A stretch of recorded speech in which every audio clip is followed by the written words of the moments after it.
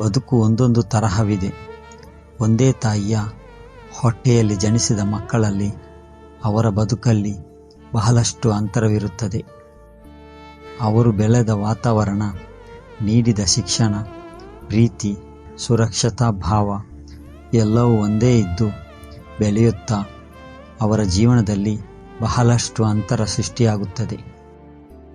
ಹೀಗೇಕೆ ಎನ್ನುವುದಕ್ಕೆ ಉತ್ತರವನ್ನು ನಿಖರವಾಗಿ ನೀಡಲು ಸಾಧ್ಯವಿಲ್ಲದ ಸಮಯದಲ್ಲಿ ಹಣೆಬರಹ, ಪೂರ್ವಜನ್ಮದ ಕರ್ಮ ಅಥವಾ ವಿಧಿ ಎನ್ನುವ ಪದಗಳು ಸೃಷ್ಟಿಯಾಗಿರಬಹುದು.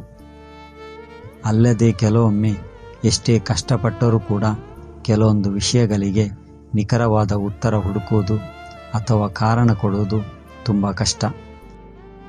ನಾವು ನಂಬಲಿ ಅಥವಾ ಬಿಡಲಿ, ಕೆಲ ವಿಷಯವನ್ನು ಇದ್ದ ಹಾಗೆ ಒಪ್ಪಿಕೊಳ್ಳುವುದು ಬಿಟ್ಟು ಹೆಚ್ಚಿನದೇನು ನಾವು ಮಾಡಲು ಸಾಧ್ಯವಿಲ್ಲ. ಜೀವನದಲ್ಲಿ ಎಲ್ಲ ಥರದ ಸೋಲು ನೋವು ತಿಂದ ವ್ಯಕ್ತಿಯೊಬ್ಬ ಇನ್ನು ಈ ಜೀವನ ನನಗೆ ಸಾಕು ಎಂದು ತನ್ನ ಜೀವನ ಕೊನೆಗೊಳಿಸಲು ಪ್ರಯತ್ನಿಸುತ್ತಾನೆ. ಅಲ್ಲಿಯೂ ಹಲವು ವೈಫಲ್ಯ ಕಂಡು ಕೊನೆಗೆ ಸಮುದ್ರದಲ್ಲಿ ಮುಳುಗಿ ಸಾಯುವ ನಿಶ್ಚಯಕ್ಕೆ ಬರುತ್ತಾನೆ. ಹೀಗೆ ಸಮುದ್ರ ಹೊಕ್ಕಾಗ ಅಲ್ಲಿಯ ನೀರು ಕೂಡ ಹಿಂಗಿ ಹೋಗಿ ಕೇವಲ ಮೊಣಕಾಲವರೆಗೆ ಮಾತ್ರ ನೀರು ಇರುತ್ತದೆ. ಕೊನೆಗೆ ಅವನ ಸಾಯುವ ಪ್ರಯತ್ನಕ್ಕೆ ಸಮುದ್ರ ಹೊಕ್ಕರೂ ಜಯ ಸಿಗುವುದಿಲ್ಲ. ಕೆಲವೊಮ್ಮೆ ಮನುಷ್ಯ ಎಷ್ಟೇ ಪ್ರಯತ್ನ ಪಟ್ಟರೂ ಕೂಡ ಅವರಿಗೆ ಅದರಲ್ಲಿ ಜಯ ಸಿಗದೆ ಹೋಗಬಹುದು. ಏಕೆಂದರೆ ಅವರ ಹಣೆಬರಹದಲ್ಲಿ ಅದು ಇರುವುದಿಲ್ಲ, ಅಥವಾ ಆ ವಸ್ತು ಅಥವಾ ವಿಷಯದ ಪ್ರಾಪ್ತಿ ಅಥವಾ ಲಬ್ಧತೆ ಇರುವುದಿಲ್ಲ.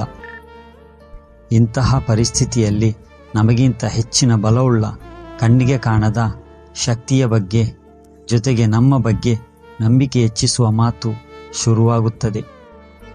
ನಾವೆಲ್ಲರೂ ಕೂಡ ನಮ್ಮ ಹಣೆಬರಹವನ್ನು ಹೊತ್ತು ಬಂದಿರುತ್ತೇವೆ ಎನ್ನುವುದು ಸಾಮಾನ್ಯ ಅರ್ಥವಾಗಿದೆ. ಯಾರಿಗೆ ಯೋಗವಿರುತ್ತದೆಯೋ ಅಂಥವರಿಗೆ ಹಣೆಬರಹ ಸರಿ ಇರುತ್ತದೆ.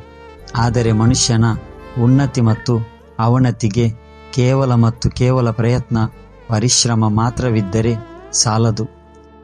ಅವೆಲ್ಲದರ ಜೊತೆಗೆ ಹಣೆಬರಹ ಕೂಡ ಮುಖ್ಯ ಎನ್ನುವುದು ಮನುಷ್ಯನಿರುವ ಸಕಲ ಭೂಭಾಗಗಳಲ್ಲಿಯೂ ನಂಬುವ ಮಾತಾಗಿದೆ.